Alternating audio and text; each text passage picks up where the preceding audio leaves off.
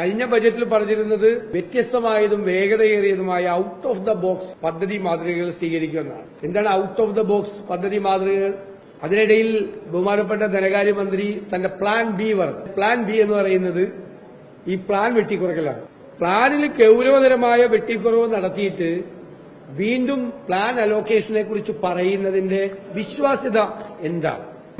15,000 കോടി രൂപയുടെ പദ്ധതികളാണ് 2024-25 സാമ്പത്തിക വർഷത്തിൽ വെട്ടിച്ചുരുക്കിയത് എന്ന് നമ്മൾ അറിയാം.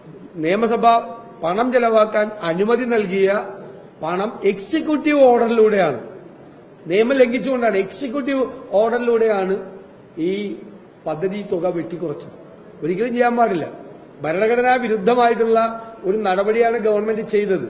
നിയമസഭ പാസാക്കിയ അത് വേറൊരു സർക്കാർ ഉത്തരവിലൂടെ, എക്സിക്യൂട്ടീവ് ഉത്തരവിലൂടെ ആ പണം മുഴുവൻ വെട്ടിച്ചുരുക്കിയിരിക്കുകയാണ്.